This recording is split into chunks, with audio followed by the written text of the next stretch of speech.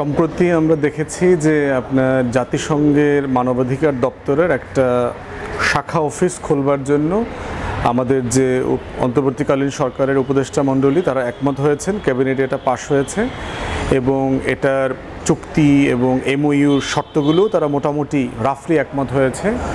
মোটা দাগে তারা যেটা দেখলাম যে এটার কাজের যে পরিধি তারা ঠিক করেছে সেটা হচ্ছে যে জাতিসংঘের মানবাধিকার দপ্তর থেকে যে গণহত্যার যে রিপোর্টটা দিয়েছে তারা 114 পৃষ্ঠার, এইটা হবে এটার বেসিস যে এইটাকে কিভাবে ধরে আগামী দিনে বাংলাদেশের মানবাধিকারকে দেখভাল করা যায়, মানবাধিকার লঙ্ঘনকে ঠেকানো যায় এবং গুম, খুন, আয়নাঘর এবং গণহত্যা, মানবতা বিরোধী অপরাধ সেগুলোকে নিয়ন্ত্রণ করা যায়।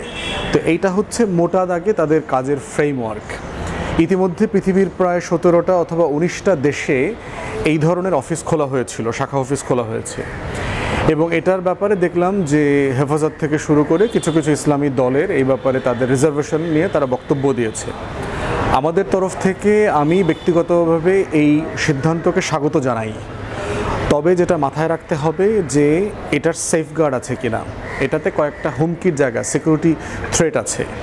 প্রথম থ্রেটটা হচ্ছে যে জাতিসংঘের এই ধরনের অফিসের ব্যানারে অথবা মাধ্যমে অনেক সময় আন্তর্জাতিক ক্ষমতাবান শক্তিগুলো যারা আছে, পরাশক্তি আছে, তারা এইটার চ্যানেল দিয়ে ঢুকে সেই রাষ্ট্রের ভিতরে কেওয়াস লাগায়, সেখানে তাদের যে পরাশক্তির স্বার্থ আছে, ছায়াযুদ্ধ তৈরি করে, এরকম অনেকগুলো বিষয় আছে এবং মানে ওই রাষ্ট্রের ভিতরকার যে মূল্যবোধের জায়গাগুলো আছে সেগুলোতে তারা ইন্টারফেয়ার করে।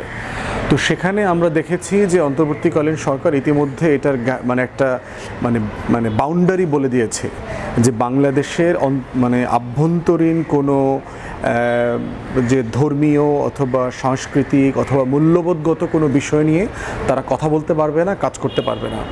পার্টিকুলারলি যে বিষয়গুলোতে আছে যে এই ধরনের অফিসগুলো যে সমকামিতাকে প্রমোট করবার চেষ্টা করে, তারপরে হচ্ছে আমাদের এই যে পাহাড়ি জনগোষ্ঠীকে উস্কানি দিয়ে তারা যে গত কয়েক দশকে বুঝাইছে তারা নাকি আদিবাসী, আসছে 100, 200, 250 বছর আগে এসে 10,000 বছর থেকে যারা এই জমিনে বাস করতেছে তাদের থেকে তারা পুরাতন জনগোষ্ঠী হয়ে গেছে। এই যে ফ্লড মিসলিডিং আইডিয়া তারা প্রমোট করে এবং এটা করে পাহাড়ে যে অশান্তি তৈরি করছে, এই জায়গাগুলোর অবস্থাটা কি হবে, সেখানে তারা ইন্টারফেয়ার করবে কিনা। আমাদের ধর্মীয় মূল্যবোধের নামে, সমাজে নারী অধিকারের নামে, নারীদেরকে সামনে দেবার নামে, নারীর সমতা প্রণয়ন করবার নামে সমাজে যে সংকটগুলো তৈরি করবার জন্য আশঙ্কা করা হচ্ছে ইসলামী দল থেকে শুরু করে ধর্মীয় মূল্যবোধের জায়গা থেকে এবং নাগরিক সমাজের পক্ষ থেকে, সেই জায়গাটাতেও তারা ক্লিয়ারলি একটা গ্যারান্টি ক্লজ রেখেছে অন্তর্বর্তীকালীন সরকার। এখন এইটা অলরেডি কাগজপত্রে এইভাবে আছে। মূল বিষয়টা হচ্ছে যে এটা প্র্যাকটিক্যালি কোন জায়গাতে গিয়ে গড়ায় সেইটা আমাদেরকে দেখতে হবে। তো সেই জায়গাতে আমরা বোধ করছি যে এই যে কাজের অফিস যেটা দেওয়া হয়েছে সেটা আরও যতটুকু সম্ভব যাদের সাথে বসা দরকার, পলিটিক্যাল পার্টিসগুলো, ইসলামী দলগুলোর সাথে প্রয়োজন অন্তর্বর্তীকালীন সরকার তাদেরকে নিয়ে বসা দরকার, কথা বলা দরকার, তাদেরকে আশ্বস্ত করা দরকার এবং ড্রাফট এমওইউ যেটা স্বাক্ষর করা হয়েছে সেইখানে যতটুকু সম্ভব এটা প্রকাশ করে দেওয়া দরকার এবং কোন কোন বিষয়ে ইসলামী দলগুলো এবং বিভিন্ন অংশীজনের কনসার্ন আছে সেগুলোকে মাথায় নেওয়া দরকার। কারণ অন্তর্বর্তীকালীন সরকারকে যেভাবে আমরা স্বাগত জানাচ্ছি, আমরা একইভাবে মনে করছি বাংলাদেশের স্বার্থ দীর্ঘমেয়াদে পরাশক্তির কোনো ফাঁদে যেন আমরা না পড়ি সেগুলোর ব্যাপারে আমাদেরকে সতর্ক থাকতে হবে। তাই আমরা বোধ করছি এটাকে সতর্কতার সাথে আমরা স্বাগত জানাই এবং আমরা কন্টিনিউয়াসলি আগামী 3 বছর তাদের কার্যক্রম দেখভাল করব। যেখানে যেখানে বোধ করছি তার বাংলাদেশের স্বার্থ, বাংলাদেশের জনগোষ্ঠীর মূল্যবোধ, বিশ্বাসকে তারা আহত করবার চেষ্টা করছে, তখন অবশ্যই আমরা এই অফিস বাতিল করে দিয়ে গুটায় নেবার জন্য বলবো। এবং ঠিক একই রকম একটা ক্লজ আমরা দেখেছি যে সরকারের পক্ষ থেকেও এমওইউতে অন্তর্ভুক্ত করা হয়েছে, যেটা নাকি ইউনিল্যাটারালি বাংলাদেশ চাইলে এই চুক্তি থেকে উইথড্র করতে পারবে। তো মোদ্দা কথা হচ্ছে আমরা মানবাধিকারের পক্ষে, মানবাধিকার লঙ্ঘন যেন বন্ধ হয়, মানবাধিকারের যে সনদগুলো আমাদের মূল্যবোধের সাথে সাংঘর্ষিক না সেগুলোকে যেন আমরা মেনে চলতে পারি সেই ব্যাপারে যতটুকু সম্ভব। এবং বিচার প্রক্রিয়া পার্টিকুলারলি গত বছর 24-এর গণ অভ্যুত্থানের যে গণহত্যা, মানবতা বিরোধী অপরাধ, তার ব্যক্তি এবং প্রতিষ্ঠান এবং বড় বড় হত্যাকর্তাদের বিচারের যে প্রক্রিয়া চলছে আইসিটিতে, সেটা যেন চলমান থাকে এবং এই চলমান প্রক্রিয়ায় তারা যেন আমাদের পাশে থাকতে পারে, সেটাই আমরা চাই। ধন্যবাদ।